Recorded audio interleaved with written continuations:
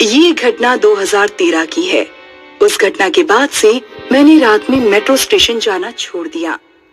मेरे कॉलेज का first year था। वैसे तो मैं शाम तक कॉलेज से लौट आती थी, लेकिन उस दिन कॉलेज का फेस्ट था जो अंधेरा होने तक चला। फेस्ट से लौटने के बाद मैं कुछ देर अपनी फ्रेंड सुमिधा के घर रुकी रही। सुमिधा, अब मुझे चलना चाहिए, कहीं ऐसा ना हो कि लास्ट मेट्रो भी छूट जाए। हाँ ठीक है, जाओ। 2 दिन तक मैं कॉलेज नहीं आऊंगी। आज डांस करके ना बहुत थक गई हूँ। मैं भी नहीं आने वाली। मेरी फ्रेंड के घर से नियरेस्ट मेट्रो स्टेशन त्रिलोकपुरी था। ये underground metro station pink line पर है और उस टाइम ये नया नया ही शुरू हुआ था। मैं जब प्लेटफॉर्म पर पहुंची तो सिर्फ लास्ट मेट्रो आना बाकी थी और मेट्रो स्टेशन पर कोई भी नहीं दिख रहा था। मैं प्लेटफॉर्म के किनारे खड़ी होकर फेसबुक पर फेस्ट की फोटोज देखने लगी। तभी मुझे अपनी परछाई के बराबर एक परछाई दिखाई दी। मैंने दाएं बाएं देखा तो आसपास कोई भी नहीं था। एक तेज हवा का झोंका आया। मुझे लगा कि मैं कहीं प्लेटफॉर्म पर ना गिर जाऊं, इसलिए मैं पीछे हटकर खड़ी हो गई। मुझे अपनी आंखों पर विश्वास नहीं हो रहा था। क्या सच में मेरे बराबर में कोई परछाई खड़ी थी? तभी मेट्रो में मनहूस अनाउंसमेंट हुआ कि मेट्रो सेवा में थोड़ा विलंब होगा। असुविधा के लिए खेद है। अब ये मेट्रो को भी अभी ही खराब होना था। तभी मैंने कुछ ऐसा देखा कि मेरा सिर चकरा गया। एस्केलेटर से बिना सिर का एक आदमी उतर रहा था। उसका सिर उसके हाथ में था। जैसे ही वो प्लेटफॉर्म पर उतरा, मैं दूसरी तरफ भागी और लिफ्ट में घुस गई, लेकिन लिफ्ट का दरवाजा बंद नहीं हो रहा था। अचानक वो बिना सिर का आदमी लिफ्ट के सामने कुछ दूरी पर खड़ा हो गया। उसने हाथों से सिर अपनी गर्दन पर रख लिया और फिर वो लिफ्ट की तरफ बढ़ने लगा। हेल्प मी, कोई है यहाँ पर? Help me please. इससे पहले कि वो आदमी लिफ्ट के अंदर आ पाता, थैंक गॉड कि लिफ्ट बंद हो गई। लिफ्ट ऊपर गई, लेकिन लिफ्ट के दरवाजे ने फिर मुसीबत में डाल दिया। अब ऊपर वाले फ्लोर पर दरवाजा खुल ही नहीं रहा था। लिफ्ट मुझे फिर से नीचे प्लेटफॉर्म पर ले जाने लगी। मैंने सुमेधा को कॉल किया, लेकिन वो फोन नहीं उठा रही थी। सुमेधा यार, फोन उठा ले। आखिरकार लिफ्ट नीचे आकर खुल गई। सामने वो आदमी नहीं था।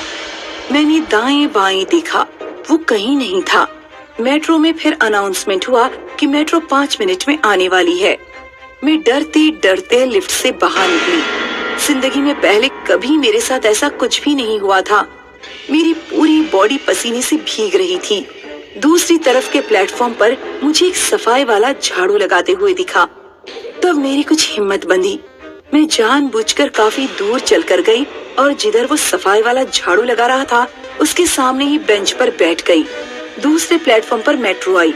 मेट्रो में लोग दिखे तो मेरा डर और भी कम हुआ। जब मेट्रो चली गई तो वो आदमी जो झाड़ू लगा रहा था गायब हो चुका था। एक बार फिर से मैंने पूरे प्लेटफॉर्म पर खुद को अकेला पाया। तभी सुमेधा का फोन आ गया। हेलो सुमेधा, यार यहाँ मेट्रो पर पता नहीं क्या हो रहा है। क्या हो रहा है? तुम्हें लड़के छेड़ रहे हैं क्या? नहीं, लड़के नहीं छेड़ रहे, लेकिन कुछ अजीब चीजें हो रही हैं। मैं सुमेधा को सब कुछ बता ही रही थी कि मुझे ट्रेन की पटरियों पर वही आदमी चलता दिखाई दिया जिसे मैंने अभी कुछ देर पहले दूसरी तरफ के प्लेटफॉर्म पर झाड़ू लगाते देखा था। तभी मेट्रो का हॉर्न सुनाई दिया। मैंने उस आदमी को आवाज दी, हे, पटरियों से हट जाओ, ट्रेन आ रही है। लेकिन उसने मेरी आवाज नहीं सुनी। दूसरी तरफ से प्लेटफॉर्म पर मेट्रो आ गई और वो आदमी कुचल गया। उसके खून के छींटे मेरे चेहरे तक आए। मैं सीढ़ियों से ऊपर मेट्रो स्टेशन के बाहर भागना चाहती थी, लेकिन तब तक मेरे प्लेटफॉर्म पर मेट्रो आ गई और मैं मेट्रो में चढ़ गई। पूरा मेट्रो खाली था, सिर्फ 1-2 लोग ही दिखाई दे रहे थे। अगले दिन सुमेधा अपने भाई के साथ मेरे घर पहुंची। तब मैंने उसे सब कुछ बताया। हालांकि सुमेधा को मेरी बातों पर विश्वास नहीं हो रहा था। मैं समझ गया दीपिका, तुम्हारे साथ क्या हुआ है। जब त्रिलोकपुरी के मेट्रो स्टेशन पर काम चल रहा था तो वहाँ एक हादसा हुआ था जिसमें एक सफाई कर्मचारी मारा गया था। हालांकि बात मीडिया तक नहीं पहुंची थी क्योंकि इससे मेट्रो स्टाफ की बदनामी होती है। शायद तुम्हें उसी सफाई कर्मचारी की आत्मा दिखाई दी है। वो आत्मा कई और लोगों को भी दिखाई दे चुकी है। मेरे दोस्त के साथ भी ऐसा ही कुछ हुआ था जैसा तुम बता रही हो। उस दिन के बाद से मैंने कान पकड़ लिए हैं। अब कभी भी लेट नाइट किसी मेट्रो स्टेशन पर नहीं जाऊंगी। कहते हैं इस दुनिया में कोई भी ऐसी जगह नहीं है जहां इंसान का वास ना हो, जहां जिंदा इंसान नहीं होते। उन सुनसान रास्तों पर उनकी रूहें भटकती रहती हैं। एक ऐसा ही किस्सा है शैलेश का। अब देखिए।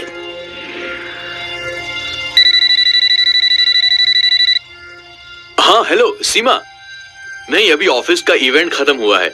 ये लोग भी ना इतनी दूर इवेंट रखते हैं यार, कैब भी नहीं ले सकता, ऐप नहीं चल रहा है। खैर यहाँ इस सड़क पर रुका हूँ, शायद कुछ मिल जाए। कैसी सुनसान जगह है ये, कुछ आ भी नहीं रहा इस तरफ। ये कमबख्त ऑटो वाले भी ना।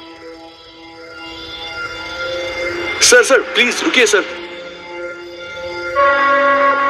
शायद कोई बड़ी गाड़ी आ रही है।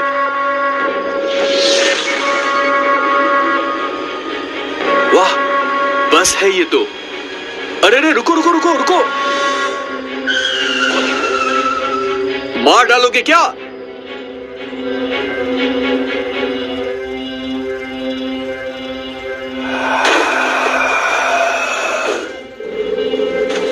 अजीब बस है। ड्राइवर सर, आप पहले जेट प्लेन चलाते थे क्या? स्टेशन जाएगी ना ये बस? अच्छा, एक स्टेशन का टिकट दे दो। भाई सुनो,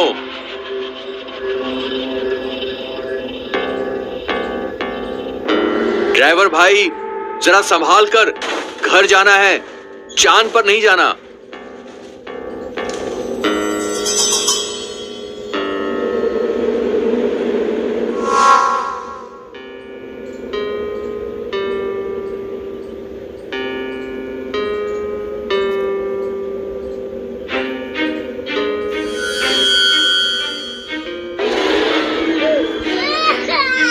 अजीब बच्चा है।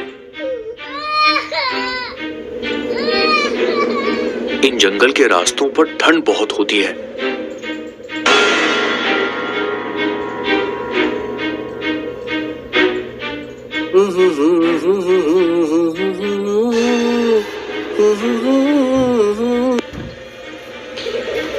भाई ये बस स्टेशन ही जा रही है ना?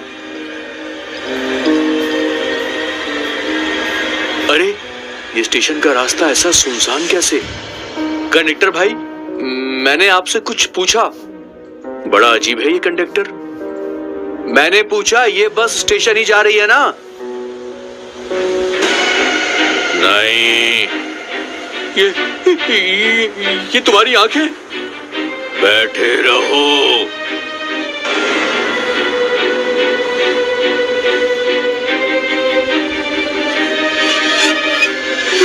नहीं, ये सब क्या है? ये सब क्या है? नहीं,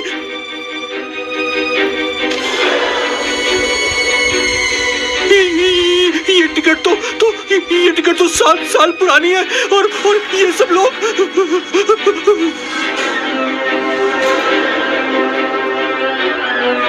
ये तो यही बस है और ये पेपर 11 जून 2013। नहीं, मैं यहाँ नहीं रुक सकता। ड्राइवर बस रोको बस रोको।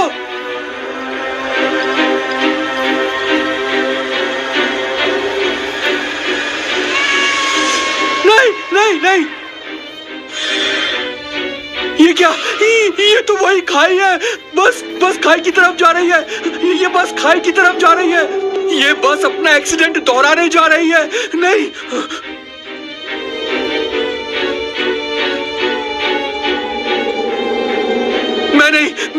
मैं यहाँ नहीं रह सकता। नहीं, ड्राइवर रोको, बस रोको प्लीज, मुझे जाने दो।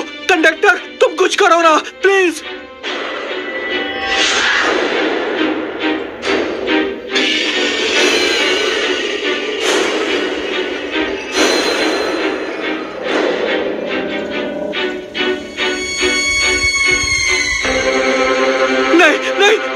नहीं, छोड़ दो मुझे, प्लीज छोड़ दो।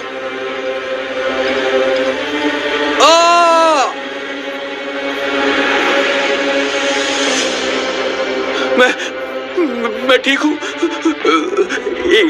एक भी चोट नहीं है। अरे ऐसे कैसे हो गया? अरे ऐसे कैसे?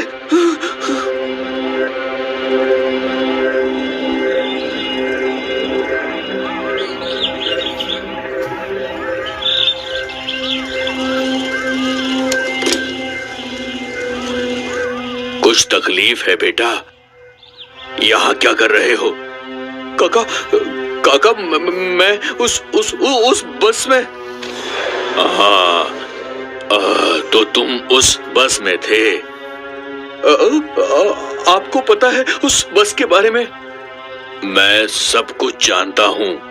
तुम खुशकिस्मत हो बेटा। वो बस नहीं, मौत की बस है। हर रात वो अपनी मौत का नजारा दोहराती है इसी सड़क पर। तुम बच गए, इसे अपने कर्मों का फल समझो। अब चले जाओ यहां से बेटा, जाओ, चले जाओ यहां से।